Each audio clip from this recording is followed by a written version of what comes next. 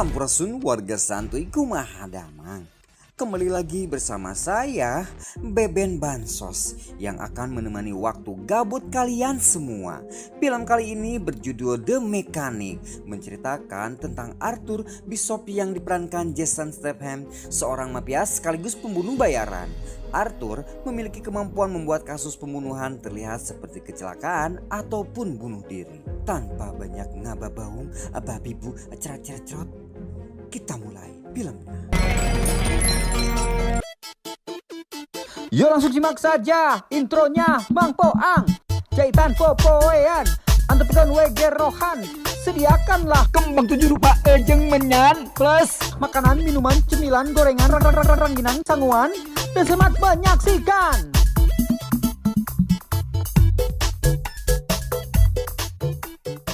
duit geus biasa teboga kabogo geus biasa teu make calana geus biasa bogo karanata eta luar biasa.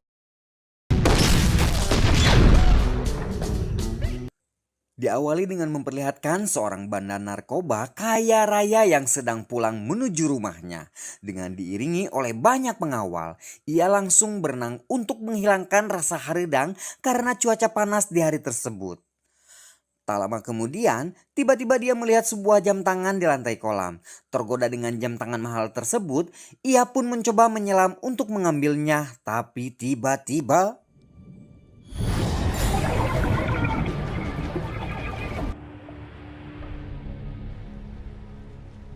pria ini bernama Arthur Bishop. Lihat rarai hinyainya, si pembunuh bayaran yang paling legend. Bos kartel narkoboy itu tewas seketika. Untuk menghilangkan kecurigaan, Arthur menggerakkan tangan dan kakinya agar seolah dia masih berenang. Saat ada kesempatan, Arthur segera kabur dari rumah tersebut dengan menyamar sebagai pelayan. Suatu hari, Arthur mengunjungi sebuah dermaga. Ia lalu memberikan sebotol bir kepada penjaga yang sedang tertidur dan kemudian menaiki perahu boot miliknya untuk pulang ke rumahnya yang terletak di sebuah tempat terpencil. Di rumahnya, Arthur membuka sebuah dinding. Di sana terlihat banyak foto dan peta yang merupakan rencana pembunuhan sebuah kartel tadi. Ternyata semua hal yang dilakukan telah terencana secara matang. Sampai perahu boot yang digunakan sebagai pelarian pun sudah diperhitungkan kedatangannya.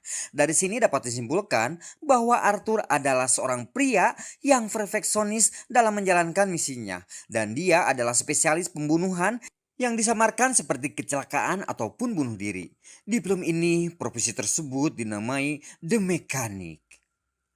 Keesokan harinya, Arthur memantau berita yang disiarkan di internet. Di situ dikabarkan seorang bos kartel narkoba tewas tenggelam. Dengan disiarkan berita tersebut, maka misi Arthur pun selesai dengan sempurna. Arthur kemudian menemui sahabatnya Harry di sebuah kafe. Selain seorang sahabat, Harry juga merupakan orang yang memberikan misi untuknya. Harry pun kemudian membayar Arthur dengan segepok uang. Setelah dari sana, Arthur mengunjungi sebuah klub malam. Sebagai seorang pria yang hidup secara misterius, tentu saja dia tidak boleh memiliki keluarga. Maka untuk menuntaskan kebutuhan biologisnya, dia menyalurkannya kepada seorang wanita penghibur langganannya. Alas ya bebel meneteh open BO.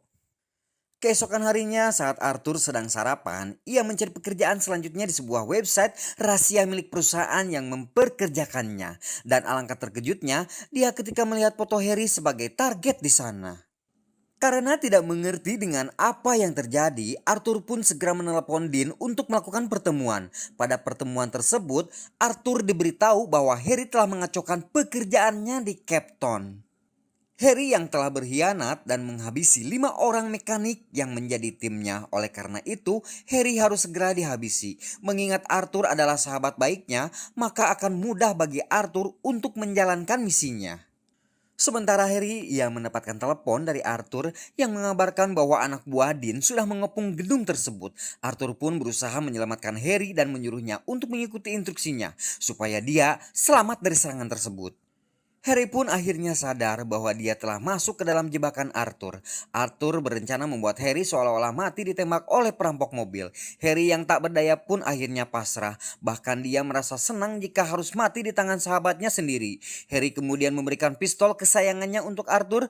Kemudian Arthur pun menghabisinya. Tega ari baturnya, tapi loba kita gitu teh.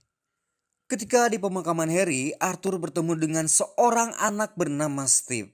Dia adalah anak sematawayangnya Harry. Steve kemudian berkata kepada Arthur bahwa dia ingin membalas kematian ayahnya. Ia akan mencari para perampok mobil di kota ini tanpa ia ketahui bahwa sebenarnya Arthurlah yang menghabisi nyawa ayahnya. Kebayang nyeredet hati. Saat malam tiba, Steve sambil mabuk dengan sengaja berdiam diri di dalam mobil untuk memancing para perampok mendatanginya.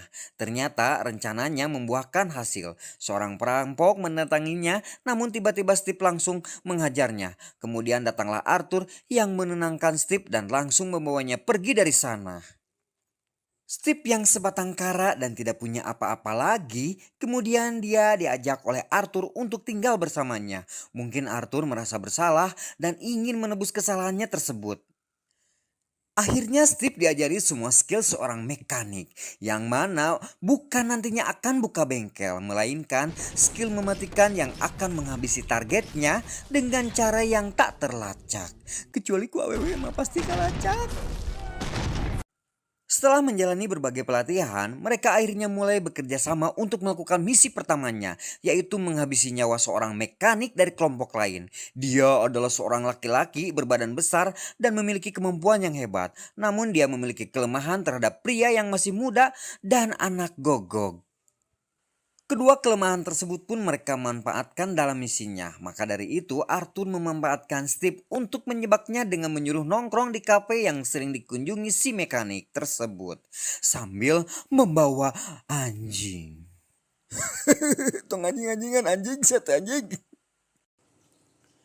Si mekanik yang menjadi target misi tersebut pun sangat tertarik kepada Steve. Sementara itu, Arthur berpesan kepada Steve bahwa ia hanya memiliki satu kesempatan untuk bisa menghabisinya. Steve harus menunggu hingga ia lengah dan Steve harus segera menuangkan sebotol racun ke dalam minumannya. Racun tersebut akan membuat detak jantung berhenti dalam 3 menit. Arthur menyuruh Steve melakukannya di bar dan lakukan dengan bersih dan serapih mungkin sehingga si mekanik tersebut akan mati karena keracunan.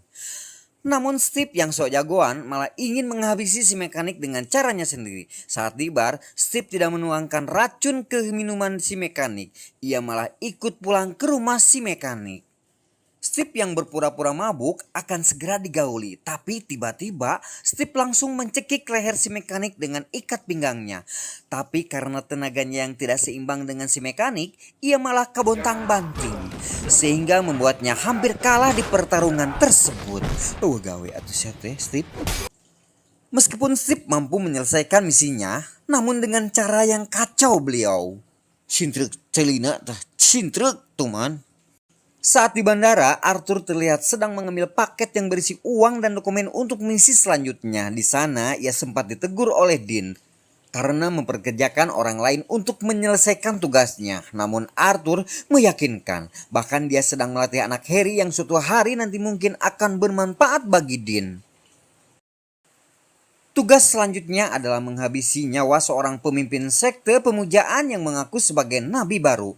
Arthur dan Steve pun berencana untuk membunuhnya menggunakan adrenalin. Sebelum dokter pribadinya menyuntik vitamin, kombinasi 2 zat tersebut akan membuat si nabi baru keracunan. Dan dia akan dikira tewas karena kesalahan sang dokter. Mereka pun pergi ke Illinois, Chicago, tempat di mana si nabi baru berada. Setelah memata-matainya berhari-hari, akhirnya Arthur dan Steve mulai menjalankan misinya. Mereka masuk ke balik tembok dan menunggu si nabi baru sampai berada di sana seorang diri. Namun ternyata si nabi baru itu kecanduan sebuah obat bernama Putaso, pucuk tai sorangan, yang mana obat tersebut justru mencegah efek adrenalin yang akan mereka suntikan, sehingga mereka pun harus mengganti rencananya. Akhirnya Arthur dan Steve memutuskan untuk menggunakan kamera selang yang dimasukkan ke dalam tenggorokannya secara paksa. Lalu Arthur memekuk hidungnya, sehingga hal tersebut membuat si nabi baru tewas tersedak. Saat akan melarikan diri, Steve tak sengaja menyenggol mur yang membuatnya menggelinding keluar dinding. Anak buah si nabi baru yang sudah berada di ruangan itu pun curiga dan memeriksa cermin tersebut. Lalu saat dia akan melepaskan dari dinding, Steve dengan cepat menembak kepalanya yang otomatis membuat mereka ketahuan. Akhirnya pertemuan pun tidak bisa dihindari. Untunglah Arthur dan Steve berhasil selamat dengan cara menuruni sebuah gedung menggunakan tari gondolan yang ada di sana. Mereka berhasil membaur dengan orang-orang lalu terpisah jalan masing-masing. Suatu hari saat Arthur sedang menunggu jadwal penerbangannya di bandara, tak sengaja ia melihat seorang mekanik yang dulu dikabarkan menjadi korban pengkhianatan, Harry. Rupanya dia masih hidup. Arthur pun mengikuti ke dalam bus dan mulai menginterogasinya.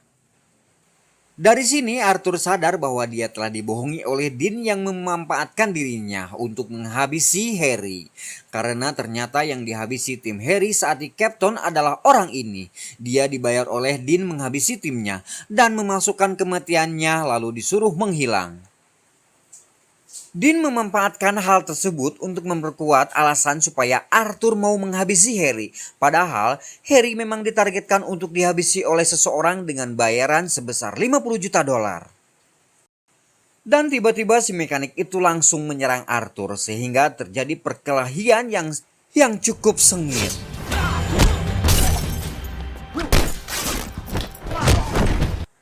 Arthur pun segera pulang ke rumah untuk mempersiapkan balas dendamnya. Ketika Arthur sampai di dermaga, dia diserang oleh anak buah Dean. Namun untunglah Arthur mampu mengalahkan mereka dengan mudah. Arthur kemudian menelepon Steve yang sudah ada di rumah. Yang ternyata Steve juga sudah dikepung oleh anak buah Dean.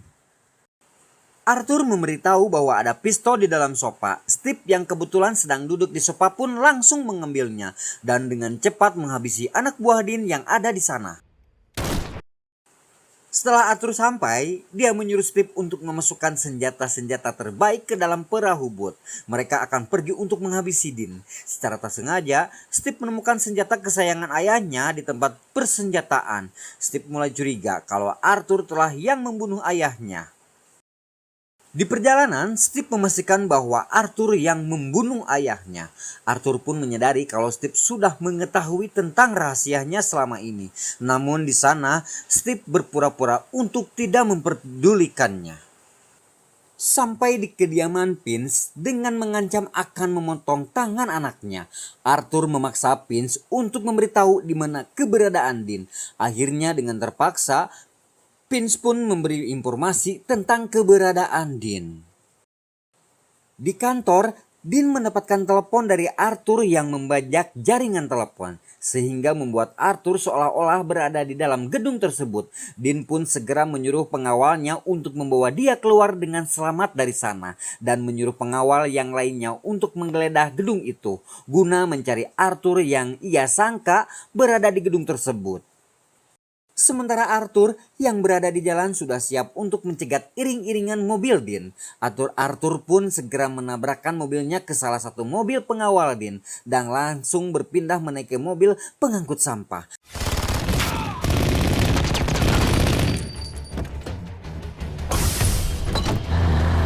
Sementara dari depan, Steve datang menggunakan bus yang dibajaknya dan langsung menabrakkan kendaraannya. Arthur dan Steve sudah menantinya dengan senjata otomatis dan langsung menghujani wajah Dean dengan peluru. Mereka pun berhasil mengalahkan Dean. Di perjalanan pulang, mereka mampir ke sebuah SPBU untuk mengisi bensin. Namun ternyata Steve berencana untuk membalas kematian ayahnya. Di sana ia dengan sengaja membuat bensin membanjiri kolong mobil Arthur. Steve kemudian berpura-pura ke minimarket. Ia kemudian menembak tangki mobil itu dari kejauhan. Mobil yang ditumpangi Arthur pun meledak dan hangus terbakar. Steve kembali ke rumah Arthur. Ia menyalakan alat pemutar musik kemudian pergi menggunakan mobil Arthur. Saat di perjalanan, Steve menemukan sebuah kertas di jok mobil yang bertuliskan, "Steve, jika kau membaca ini, maka kau akan modar." Sementara di dalam rumah, pemutar musik itu memicu sebuah alat yang memercikan api dan dengan cepat api pun menyebar ke seluruh ruangan lalu meledakkan rumah tersebut. Dari CCTV SPBU, dari rekaman terlihat seorang pria berguling menjauh dari mobil sebelum mobilnya meledak. Dan ternyata Arthur masih hidup. Dia menaiki sebuah mobil lalu pergi entah kemana. Dan tiba-tiba film pun tamat. Gimana para warga santuy alur cerita filmnya? Film action yang sangat caliwera kan? Pesan moral yang bisa kita ambil dari film ini adalah berkorban untuk sahabat sejati merupakan sangatlah penting. Ingat, kita sebagai makhluk sosial, tapi ya Anda juga bisa menilainya sendiri sahabat yang bagaimana kan. Jangan ketika kita lagi kedudukan di atas, mereka mendekat dan sebaliknya. Ketika laki kita benar-benar membutuhkan mereka, pas kedudukan kita lagi di bawah, tak terlihat bebenguknya acan. Ingat sahabat, jangankan harus mengorbankan harta, nyawa sekalipun akan kuberikan. Catat itu. Bacot.